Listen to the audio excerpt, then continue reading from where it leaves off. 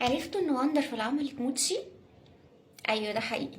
وندرفul نزلت موتشي جديد باطعم مختلفه، وانا كنت بدور عليه بصراحه ما كنتش لاقياه، بس لما لقيته قلت هجرب معاكم طعم واحد منه بس اللي هو زبادي التوت. الزبادي التوت انا بصراحه ما بحبوش في الايس كريم، بس انا حبيته في وندرفul، فقلت هجيب منه الموتشي بقى يا رب يطلع حلو. العلبه دي فيها اربع وحدات، وعامله 100 جنيه. احنا جربنا مع بعض السموتشي قبل كده، بس لما وندرفul تنزلها منتج مصري فلازم نجربه سوا. ده شكل العلبه، يلا نجربها سوا. بسم الله.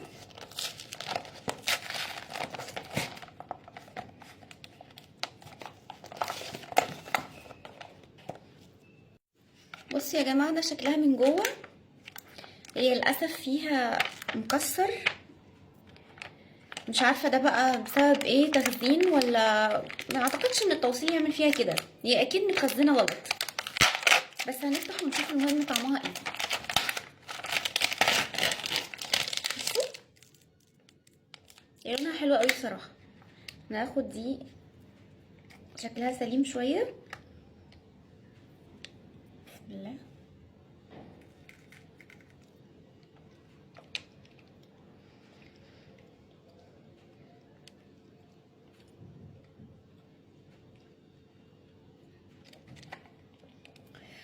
بصوا عشان اكون صريحه معاكم،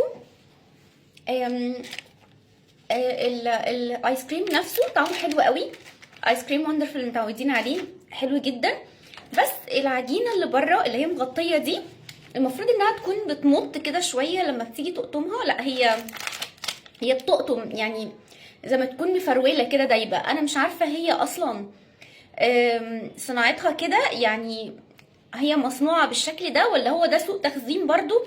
انا مش عايزه اظلمها عشان هي جايه لي متكسره، بس هو بوجه عام الايس كريم حلو، انما بصراحه العجينه اللي بره ما عجبتنيش. فلو جربت طعم تاني ولقيت العجينه بتاعته كويسه هقول لكم برضو. يلا سلام.